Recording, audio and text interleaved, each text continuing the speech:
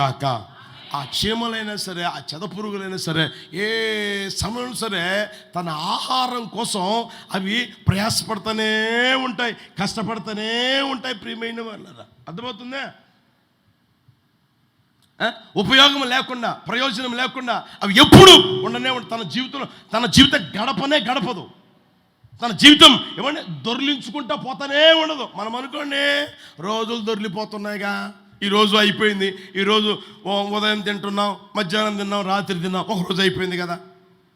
అర్థమవుతుంది? మనమైతే రోజులు దొర్లిపోవడానికి చూస్తూ ఉంటాం. ఈరోజు ఎలా గడిచిపోతుంది, ఈరోజు ఎలా గడిచిపోతుంది, ఈరోజు ఎలా గడిచిపోతుంది అని. అయితే అవి పొరపాటును కూడా ప్రియమైన వారు రోజు గడిచిపోవాలని చూడవు, కానీ ఎప్పుడైనా సరే అవి ప్రయాసపడతానే ఉంటాయి. సోమరితనానికి చోటు లేకుండా కష్టపడతానే ఉంటాయి. యేసయ్య అట్టి కృప దయచేయును గాక. హల్లెలూయా, హల్లెలూయా. కనుక ప్రియమైన వాళ్ళరా, దేవుడు ఒక కుటుంబంలో నిన్ను పెట్టినప్పుడు నువ్వేం చేయాలి అంటే ఆ కుటుంబానికి నువ్వు ప్రయోజనకరంగా ఉందువుగాక. దేవుడు ఆ కుటుంబంలో ఏమన్నా నిన్ను చిన్న పిల్లవాడిగా పెట్టాడా, పెద్దవాడిగా పెట్టాడా, వయసు పెరగ్గా ఏమన్నా పెద్దవారు అయిపోతా ఉన్నారా, నీ జీవితం ఆ కుటుంబానికి ప్రయోజనకరంగా ఉండాలి. అర్థమవుతుందా? యవనస్తున్నారు ఈరోజు చూడండి, నీ జీవితం ద్వారా నీ కుటుంబానికి ఏమైనా ప్రయోజనంగా ఉందా అని అడగండి. నా ద్వారా ఏం ప్రయోజనం లేదన్నా, వాళ్ళు చేసి పెడతా ఉంటే నేను శుభ్రంగా తిని నిద్రపోతా ఉన్నా అనే వాళ్ళు ఎక్కువైపోతా ఉన్నారు. ప్రియమైన వాళ్ళదా, యేసు నామములో యవనస్తుల జీవితంలో ఒక గొప్ప కార్యం ప్రభు చేయునుగాక. వారి కుటుంబాలకి వారు ప్రయోజనకరంగా మార్చబడుదురుగాక. వారు ఉన్న ప్రాంతానికి ప్రయోజనకరంగా మార్చబడుదురుగాక. వారు ఉన్న సంఘానికి ప్రయోజనకరంగా మార్చబడుదురుగాక. హల్లెలూయా, హల్లెలూయా. ఆ స్థితిని నీ జీవితంలో గుర్తెరగలగాలి. సామెతలు 28:19 కూడా గమనించండి. సామెతలు 28:19. తన పొలము సేద్యము చేసుకొను వానికి ఎంతంట? కడుపు నిండా అన్నము దొరుకును. వ్యర్థమైన వాటిని అనుసరించు వారికి కలుగు పేదరికము ఇంతింత కాదంట. ఆ మాట చూడండి. అక్కడ భూమి ఉందా, ఆ భూమిని నువ్వు సేద్యపరచుకో. అది 10 సెంటా లేకపోతే 20 సెంట్ల, అరెకరానా, ఎకరానా? ఈ మధ్య విజిటింగ్కి వెళ్తా అడిగితే, అన్నా నాకు ఉన్నది 4 ఎకరాలన్నా. ఎన్ని ఎకరాలు వేసావు? 16 ఎకరాలు వేసానన్నా, 20 ఎకరాలు వేసానన్నా. ఆ ఇంట్లో ఎంతమంది ఉన్నా తెలిసిన? భార్య, భర్త, ముసలామె, అమ్మ. అర్థమవుతుందా? ఆయన సొంతంగా 4 ఎకరాలు వేసుకుని సరిపోద్ది కదా. అయినా సరే ప్రయాసపడదాం. ఇప్పుడు వయసు ఉంది కాబట్టి కష్టపడదాం. వయసులో ఉన్నప్పుడైతే కష్టపడవచ్చు, వయసులో ఉన్నప్పుడైతే ప్రయాసపడవచ్చు అని ఇవ్వండి. ఆయన ప్రయాసపడుతూ ఉన్నాడు, కష్టపడుతూ ఉన్నాడు. దేవుడు ఆ ప్రయాసను వ్యర్థం చేస్తాడా? ఏ రోజు చేయడు. ప్రియమైన వాళ్ళరా, ఎంతకైతే కష్టపడాలి, ప్రయాసపడాలని ఆశపడుతూ ఉంటావో అంతగా దేవుడు ఆ ఫలం అనుభవించేటట్లుగానే చేస్తాడు. విలువగల రమ్యమైన సంపదలతో, సర్వ సంపదలతో కుటుంబాన్ని నింపుతూనే ఉంటాడు. అర్థమవుతుందా? అందుకని దేవుని వాక్యం చెప్పింది, వ్యర్థమైన వాటిని అనుసరించేవారు, అది చూడండి అక్కడ, వ్యర్థమైన వాటిని అనుసరించేవారు ఉదయాన్నే అంత సద్దన్నం పెడితే తింటాడు. పోయి అక్కడ ఒక బండ ఉంటుంది కదా, ఏం బండది? బాగా తెలుసు, ఏం బండ? అక్కడికి పోయి కూర్చొని పోయేవాడితో మాట్లాడతా, వచ్చేవాడితో మాట్లాడతా సోమరిగా కాలం గడిపాడు అనుకోండి. రోజులు గడ కుటుంబం ఎలా మారిపోతుంది? రాయబడి మాట, పేదరికమో ఇంతంత కాదంట. ఒకవేళ అలాంటి పేదరికంలో ఉన్నావా సహోదరుడా, సహోదరి, నా దేవుడు నీ కుటుంబాన్ని విలువగల రమ్యమైన సర్వ సంపదలతో నింపునుగాక. దానికి అవసరం తెలిసిన సోమరితనాన్ని తొలగించుకుని నీ వంతు నీవు కష్టపడగలగాలి. ఆ మాట మన జీవితంలో ఏమంటే అర్థం చేసుకున్న స్థితిలోనికి రావాలి. వ్యర్థమైన వాటిని ఏమాత్రం అనుసరించు. కొంతమంది చూడండి, దేన్ని సీరియస్గా తీసుకోరు. గద్దించి చెప్పు, అర్థమవుతుందా? పెటాన పీకి చెప్పు, అర్థమవుతుందా? ఏమంటే గద్దించి చెప్పినా సరే సీరియస్గా తీసుకోరు, కొట్టి చెప్పినా సీరియస్గా తీసుకోరు, ఆ తర్వాత తిట్టి చెప్పినా కూడా దేన్ని సీరియస్గా తీసుకోరు. దున్నపోత మీద వర్షం పడుతుందే, దున్నపోత మీద ప్రచండమైన వర్షం పడినా సరే దాని తోకతో ఇలా అనుకుంటుంది, ఇలా అనుకుంటుంది, అంతే మరల మామూలే.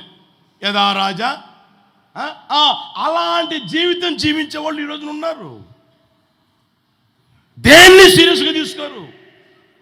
అమ్మ చెప్తూనే ఉంటుంది, నాన్న చెప్తూనే ఉంటాడు, ఇంట్లో ఉన్న పెద్దోళ్ళు చెప్తూనే ఉంటారు, అరే నా మాటినరా అని చెప్తాను. అయినా సరే దేనిని సీరియస్గా తీసుకో. ఏమండి, వాళ్ళకి బాధ్యత అనేది ఉండదు. దేవుడు వాళ్ళకి పని ఇచ్చినా సరే ఆ పనిని కూడా సీరియస్గా తీసుకోరు. ఆ పనిని కూడా భారము బాధ్యత ఏముండదు అనమాట. అదబోతున్న ప్రియమైన వాళ్ళ అలాంటి స్థితి ఒకవేళ ఉందేమో, యేసయ్య తొలగించును గాక, యేసయ్య అందరిలో తీసివేయును గాక. హల్లెలూయా. మన జీవితాలు ప్రియమైన వాళ్ళ రోజు రోజుకి ఏం చేయగలిగే స్థితిలోకి రావాలంటే సోమరితనాన్ని తొలగించుకుని మన వంతు మనం కష్టపడే స్థితిలోనికి రాగలగాలి. ఎంతైనా కష్టపడు. అదబోతున్నా బైబిల్ ఒక మాట చూపిస్తాను చూడండి, 23:21 అక్కడే చూడండి. అక్కడ సామెతలే 23:21 అందరూ చదవండి. పురుషులారా గట్టిగా. త్రాగుబోతులను తిండిబోతులను దరిద్రులగుదురు, నిద్రమత్తు చింపి గొడ్డలు ధరించుటకు. ఆ మాట గమనించండి. త్రాగుబోతులను తిండిబోతులను. ఈరోజు నీకు దరిద్రత ఎందుకు వచ్చింది గమనించు. విలువైన రమ్యమైన సర్వ సంపదలతో నింపబడవలసిన నీ కుటుంబంలో దరిద్రత ఎందుకు వచ్చింది? యేసు ప్రభుని నమ్మి, ఏమండి యేసు ప్రభు అన్న మాట ఏం తెలుసునా, ఈ లోకానికి వచ్చిన ఆ సందర్భం మనం గమనిస్తే, మనము ధనవంతులు అగుటకు ఆయన, చెప్పండి గట్టిగా, నీవు నేను మనమందరం ధనవంతులుగా మారేదానికి నజరేయుడని యేసయ్య ఈ లోకానికి వచ్చి దరిద్రుడిగా మారితే, ఏమండి ఈ రోజున నీవెందుకు దరిద్రత అనుభవిస్తున్నావు? ఎందుకు దరిద్రత నీలో చోటు చేసుకుంది? నీ కుటుంబంలో ఎందుకు దరిద్రత చోటు చేసుకుంటుంది? దరిద్రత ఏమైనా నేను విడిచిపెట్టి పోతూ ఉందా? అప్పుడప్పుడు అంటూ ఉంటారు, ఏమో తెలుసునా అన్న, అన్నీ పోతున్నాయి కానీ దరిద్రత మాత్రం మా ఇంట్లో నుంచే పోవడం లేదన్న అంటారు. ఎందుకు పోవట్లేదు? అక్కడ చూడండి, ఒకటేమో తాగుబోతులు, తర్వాత ఏమో ఆలోచన చేయండి. నేను అప్పుడప్పుడు చెప్తా ఉంటాను కదా, బతికేదానికి అంత తినాల కానీ తినేదానికే బతకూడదు. బ్రతికేదానికి అంత తిను, ఇబ్బంది తప్పులేదు, అంత తిను, పూట తిను, ఇబ్బంది లేదు. పూటకి 2 సార్లు తిను, ఆరోగ్యం బాగాలేకపోతే 2 సార్లు తిను, తప్పులేదు. బతికేదానికి తిను.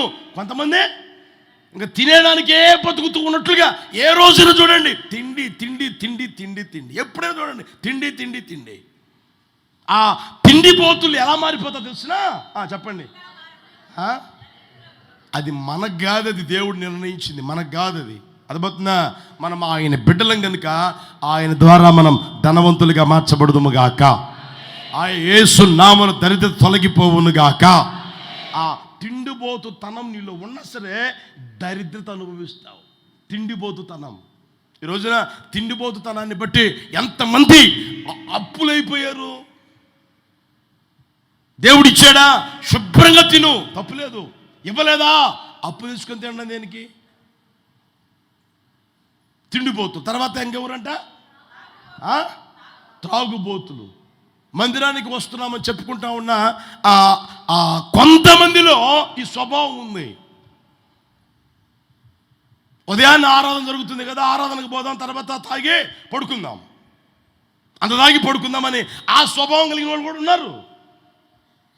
అర్థమవుతుందా? ఎంతగైతే నువ్వు తాగుడికి బానిసగా మారిపోతూ ఉంటావో ఆ తాగుబోతనం నిన్ను చింపిగొడ్డలు ధరించుకునేదానికి, ఆ తర్వాత దరిద్రత అనుభవించేదానికి కారణంగా మారుతుంది. అర్థమవుతుందా ప్రియమైన వాళ్ళరా? కనుక ఆ స్వభావం ప్రభు తీసివేయును గాక. హల్లెలూయా, హల్లెలూయా. చూడండి, ఆ త్రాగుబోతనానికి ఉన్న లైసెన్సు దేనికైనా ఉందా? మన రాష్ట్రంలో అయినా దేశమైనా పిల్లలు కూడా తాగొచ్చంట. 18 సంవత్సరాలు నిండితే చాలు తాగొచ్చంట. అంత దౌర్భాగ్యపు ప్రభుత్వాలు మన దేశాన్ని లేదా మన రాష్ట్రాన్ని ఏలుబడి చేస్తూ ఉన్నాయి. అది లేకపోతే చెప్పండి, ఇన్కము రాదంట, రాష్ట్రానికి ఇన్కమ్ రాదంట. ఏది? మనుషుల్ని తాగుబోతులుగా మార్చి సంపాదించే ఆ సంపాదనతో ప్రభుత్వాలు నడపే ఆ స్థితిలోనికి ఈ రోజున దిగజారిపోయిన బ్రతుకుతూ ఉన్నారు. ఏమంటే అలాంటి పరిపాలన చేస్తూ ఉన్నారు. మనుషుల్ని త్రాగుబోతులుగా మార్చడం, పిల్లల్ని త్రాగుబోతులుగా మార్చడం. ఆ మధ్య రోడ్ల మీద పెద్దగా చూడలేం మనం. ఇప్పుడు చూడండి, రోడ్ల మీద పడి దొరుకుతూనే ఉన్నారు. అలాంటి వాళ్ళు కనపడుతూనే ఉన్నారు. ఒకసారి గమనించండి ప్రియమైన వాళ్ళరా, అలాంటి త్రాగుబోతుల ఇంటికి పోయి మీరు చూడండి, తాగేదానికి ఆ వ్యక్తికి లేవు, చేతిలో లేవనుకో, ఇంట్లో ఉన్న బిందెలు తీసుకుపోతాడు. ఇత్తడి బిందెలు అయిపోతాయి, ఇత్తడి గంగాళాలు అయిపోతాయి. ఆ తర్వాత చెప్పండి, ఆ తర్వాత ఇంకా ఇంట్లో ఉన్న వెండి అయిపోతుంది, ఇంట్లో ఉన్న బంగారం అయిపోద్ది, ఇంట్లో ఉన్న డబ్బు అయిపోతుంది. ఆ తర్వాత ఇంకా ఏమి దొరకపోతే భార్య మెళ్ళలో కట్టిన ఆ తాళి కూడా తీసుకుని పోయి తాకట్టు పెట్టి తాగుబోతులుగా మారిపోయిన పరిస్థితులు ఈరోజు చూడగలుగుతానే ఉన్నా. ఎంత దయనీయమైన ఆ పరిస్థితుల్లోనికి ఈ రోజున వెళ్ళిపోతున్న గమనించిన ప్రియమైన వాళ్ళ అర్థమవుతుందా? ఈరోజు మనం చెప్పుకోవడం కాదు, ఈ మాటలు రాసింది ఎప్పుడు? 1000 సంవత్సరాల క్రితం అయిపోయినాయి, 1000 సంవత్సరాల క్రితం. కనుక దేవుడు అంటాడు, నేనేం చేస్తా తెలిసిన విలువ గల రమ్యమైన సంపదలతో నింపుతాడు. దేవుడేమో నేను విలువగల రమ్యమైన సంపదలతో నింపుతాను. అయితే మీరేం చేసుకున్నారు అంటే సోమరితనానికి చోటిచ్చి, త్రాగుబోతనానికి చోటిచ్చి, తిండిబోతనానికి చోటిచ్చి, ఏమంటే నిద్రబోతనానికి చోటిచ్చి దరిద్రులుగా మారిపోతున్నారా మీరు? ఎందుకు వచ్చిందిరా ఈ బాధ మీకు? అది నేను కలుగు చేసింది కాదు కదా, అది నా ద్వారా కలిగింది కాదు కదా. ఎందుకు మీ సొంత ఆలోచనలు బట్టి మీ వ్యక్తిగత జీవితం నడిపించుకుంటూ ఇంకా దరిద్రత అనుభవిస్తూ ఉంటారు అని ప్రభు ఈ రోజున మనతో మాట్లాడుతున్న మాట. ప్రియమైన వాళ్ళరా, నిశ్చయముగా మన వ్యక్తిగత జీవితాలు మార్చబడును గాక, మారిపోవును గాక. హల్లెలూయా. బైబిల్లో ఉన్న మాట ఏం తెలిసిన? పని చేయకుండా ఎవడును ఉందా లేదా? పని చెయ్యకపోతే ఏం చేయకూడదంట? చేయొచ్చా చేయకూడదా? ఆ నియమం పెట్టుకోండి మీరు.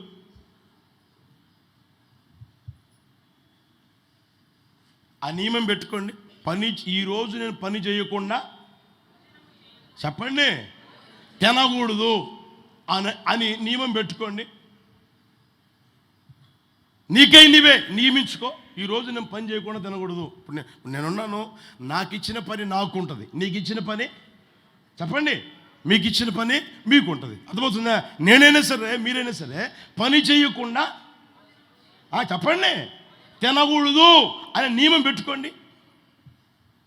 యేసు నామములో సోమరితనం తొలగిపోవునుగాక, యేసు నామములో నిద్రమత్తు తొలగిపోవునుగాక, యేసు నామములో ఉన్న దరిద్రత నిర్మూలమైపోవునుగాక, విలువగల రమ్యమైన సంపదలతో నింపబడునుగాక. హల్లెలూయా.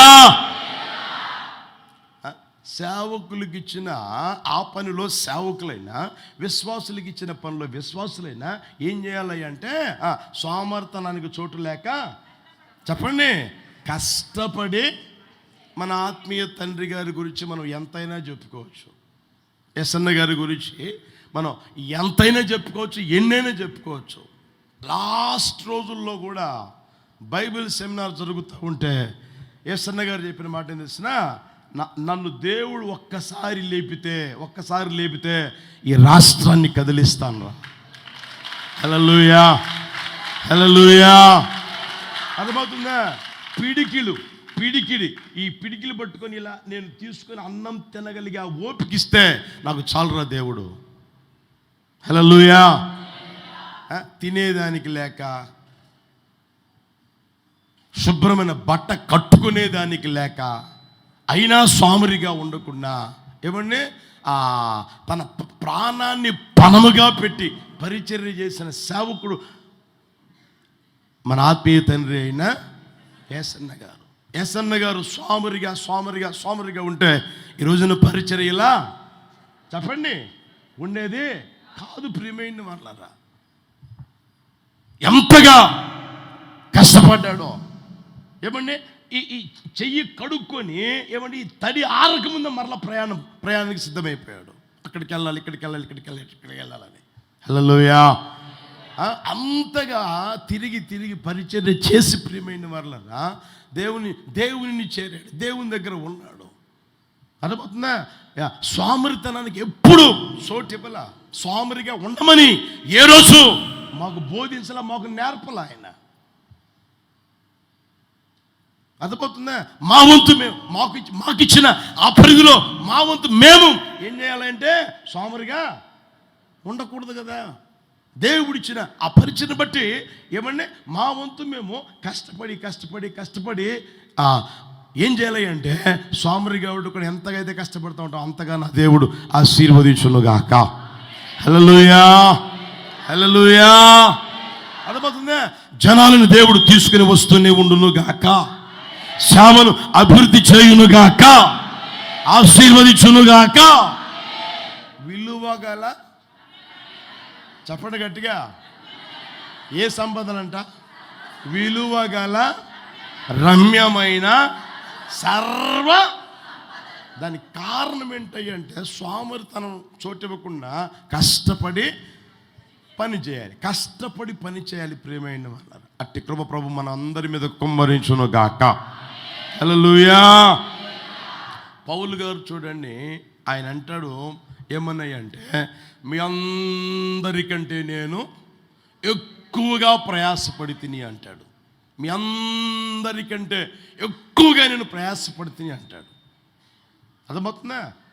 ఆయనకు ముందుగానే నిర్ణయించబడ్డారు అపోస్తులని.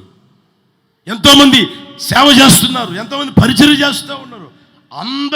అందరికంటే ఎక్కువగా ప్రయాసపడ్డా. దేవుడు నాకు అనుగ్రహించిన కృపను నేను వ్యర్థము చేసుకోలేదు, వ్యర్థము చేయలేదు. ఓ ప్రక్క ఓ బలహీనత నన్ను వెంటాడుతూనే ఉంది. ఆ బలహీనత నేను పట్టించుకోలేదు. ఆ బలహీనతని బలహీనత కోసం నేను దేవుని సంత ముమ్మారు వేడుకున్నా. అర్థమవుతుందా? ఏమండి? ముమ్మారు వేడుకున్నా, ప్రభు వినలేదు. నా కృప నీకు చాలు అన్నాడు. ఆయన ద్వారా నేను కృపను పొందుకున్నాను. ఆ పొందుకున్న కృపని నేను వ్యర్థం చేసుకోకుండా ఏమంటే నిరుపయోగంగా మార్చుకోకుండా నేను ప్రయాసపడ్డాను. హల్లెలూయా. అందుకని మీరు చూడండి, ఆయన గురించి ఒక చోట వ్రాయబడిన మాట ఏంటంటే ఇంచుమించుగా ఆయన సేవా పరిచర్య చేస్తున్న రోజుల్లో 13,000 కిలోమీటర్లు నడిచాడంట. ఎన్ని? గట్టి చెప్పండి.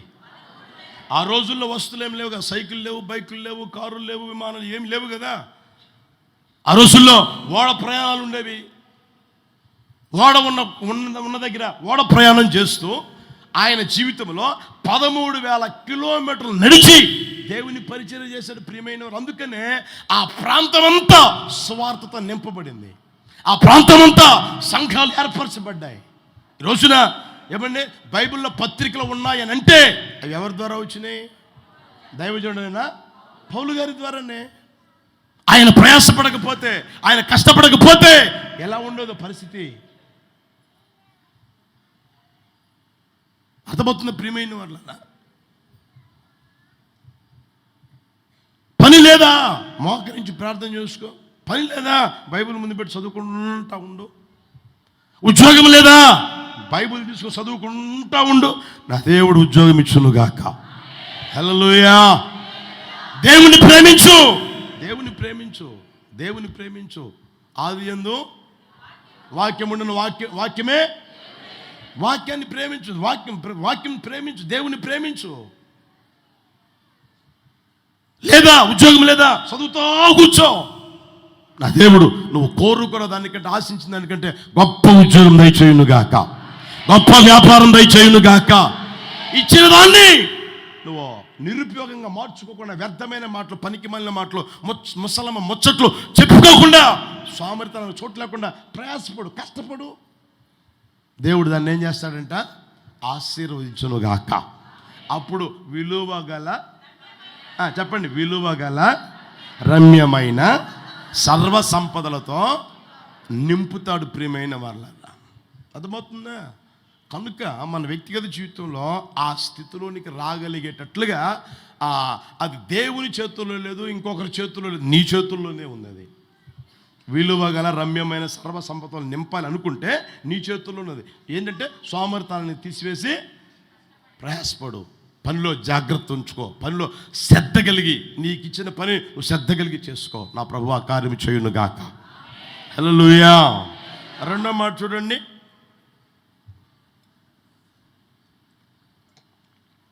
రెండో మాట 11వ అధ్యాయం, సామెతల పుస్తకం 11వ అధ్యాయం 24వ వచనం.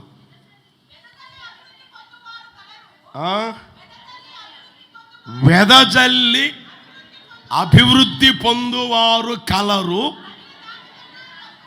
తగిన దానికన్నా తక్కువ ఇచ్చి లేమికి వచ్చువారు కలరు. 112:9, 112 కీర్తన 9వ చరణం. వాడు దాతృత్వము కలిగి పేదలకిచ్చును, వాని నీతి నిత్యము నిలుచును, వాని కొమ్ము ఘనత నొంది, వాని కొమ్ము ఘనత నొంది. హల్లెలూయా. ఆ రెండు వాక్యాలను మనం చూస్తే ప్రియమైన వాళ్ళరా, దాతృత్వము కలిగి పేదలకు ఇస్తాడట. తర్వాత వెదజల్లి, బేదల ఉన్న ఆ ప్రాంతంలో, బేదలు లేని ప్రాంతంలో అయినా సరే అక్కడ మనం గమనిస్తే వెదజల్లుతూ ఉన్నారు, తర్వాత ఏమండి అభివృద్ధి పొందుతూ ఉన్నారు. దాతృత్వం కలిగి ఇస్తానే ఉన్నారు, ఏమండి వారి జీవితంలో వారు దీవించబడతానే ఉన్నారు, ఆశీర్వదించబడతానే ఉన్నారు. వారి కుటుంబాలు ఏమండి విలువ గల రమ్యమైన సర్వ సంపదలతో నింపబడతానే ఉన్నాయి.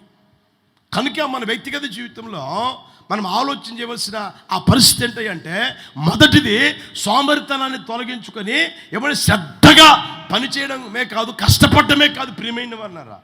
రెండవదిగా మనకు ఉండవలసిన స్వభావం ఏంటి అంటే, వెదజల్లే ఆ స్వభావం ఉండగలగాలి, దాతృత్వం కలిగిన ఆ స్వభావం ఉండగలగాలి, వెదజల్లే ఆ స్వభావం. అర్థమవుతుందా? అప్పుడప్పుడు మనోళ్ళు చనిపోయినప్పుడు చూడండి, అంత చిల్లర మార్చి ఏం చేస్తారు చెప్పచ్చుగా. పోయినప్పుడు ఎవరైనా పోయారనుకోండి, ఏం చేస్తారు? అదే 100 రూపాయల కాగితాలు, 500 రూపాయల కాగితాలు చల్లుతారా? చెప్పచ్చుగా, చల్లుతారా? ఎవడన్నా చల్లాడా? అలెగ్జాండర్ రోజుల్లో ఆయన చనిపోయినప్పుడు మొత్తం చల్లేయమన్నారు కదా, వెండి కాయలు, బంగారపు కాయలు ఉన్న అంతా మొత్తం చల్లేయమన్నాడు. ఆయన చల్లి ఉంటాడేమో. మన రోజుల్లో నేనైతే చూడలా. నేను చూసినంత ఏంటంటే, ఆ రోజుల్లో పావలా బిల్లలు, 10 రూపాయి బిల్లలు, రూపాయి బిల్లలు, లేదా 10 పైసలు, 20 పైసలు బిల్లలు ఏమండి మార్చి ఇంత పెట్టుకొని చల్లుకుంటా పోతూ ఉంటారు. అర్థమవుతుందా? నీ వ్యక్తిగత జీవితంలో 10 పైసలు, 20 పైసలు, పావలా, 10 రూపాయి, ఆ తర్వాత 30 లేదు కదా, రూపాయి, ఇవిగా చల్లాల్సింది నువ్వు నీ వ్యక్తిగత జీవితంలో. హల్లెలూయా. నువ్వు వెదజల్లు. ఎంతగైతే నువ్వు వెదజల్లుతూ ఉంటావో అంతగా నువ్వేం చేస్తావు? నువ్వు అభివృద్ధి పొందుతూనే ఉంటావు. ఎంతగైతే నీలో దాతృత్వం అనేది ఉంటుందో అంతగా నువ్వు దీవించబడతానే ఉంటావు, ఆశీర్వించబడతానే ఉంటావు. అర్థమవుతుందా మీకు? ఒకసారి కాదు, 2 సార్లు కాదు, 3 సార్లు కాదు, ఇంచుమించుగా ఇప్పటికే చాలాసార్లు చెప్పుకుంటా ఈ మాట. ఇతరుల మీద కనికరము, జాలి, దయ కలిగి సహాయం చేసే ఆ స్వభావం నీకు ఉండగలగాలి. అర్థమవుతుందా? ఎంతగైతే నువ్వు కష్టపడే స్వభావం ఉంటుందో అంతగా దేవుడు ఇస్తానే ఉంటాడు. ఇచ్చింది నువ్వేం చేయాలంటే వెదజల్లగలగాలి.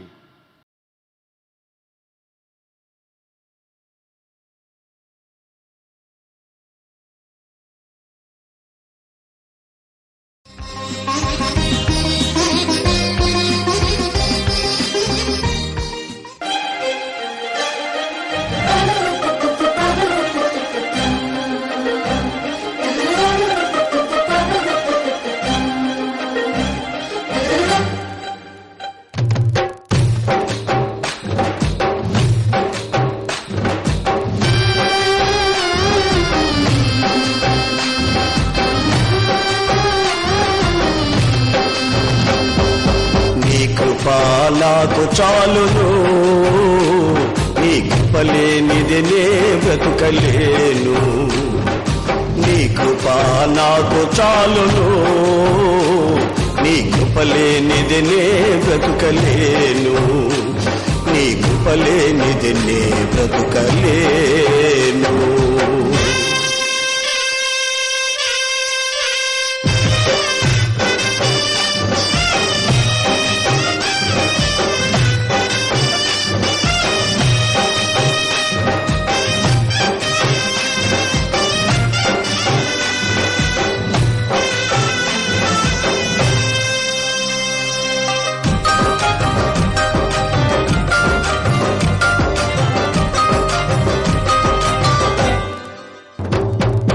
జలరాశులన్నీ ఏకరాశిగా నిలిచిపోయనే నీ జనుల ఎదుట. జలరాశులన్నీ ఏకరాశిగా నిలిచిపోయనే నీ జనుల ఎదుట.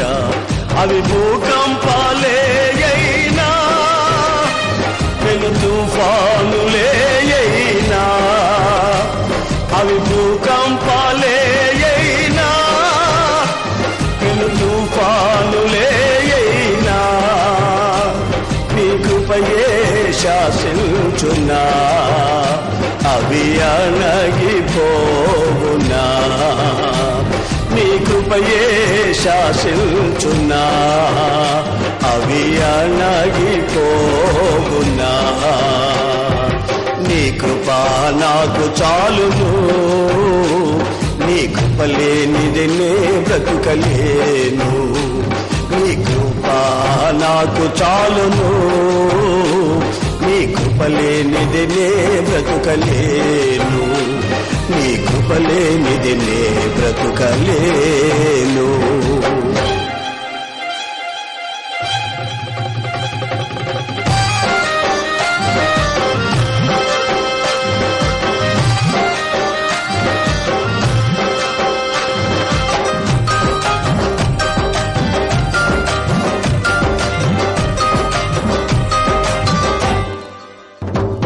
జగదుత్పత్తికి ముందుగానే ఏర్పరచుకొని నన్ను పిలచితివా. జగదుత్పత్తికి ముందుగానే ఏర్పరచుకొని నన్ను పిలచితివా. నీ పిలుపే స్థిరపరచనే, నీ కృపయే బలపరచనే. నీ పిలుపే స్థిరపరచనే, నీ కృపయే బలపరచనే. నీ కృపయే ఈ పరిచర్యను నాకు అనుగ్రహించెను. నీ కృపయే ఈ పరిచర్యను నాకు అనుగ్రహించెను. నీ కృప నాకు చాలును, నీ కృప లేనిది నే బ్రతుకలేను. నీ కృప నాకు చాలును, నీ కృప లేనిది నే బ్రతుకలేను. నీ కృప లేనిది నే బ్రతుకలేను.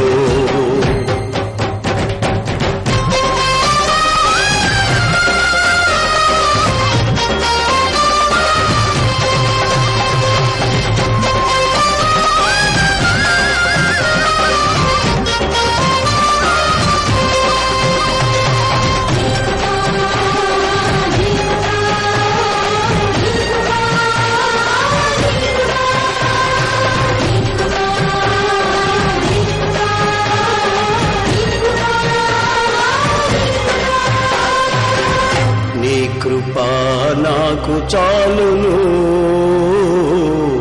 నీ కృప లేనిది నే బ్రతుకలేను. నీ కృప లేనిది నే బ్రతుకలేను.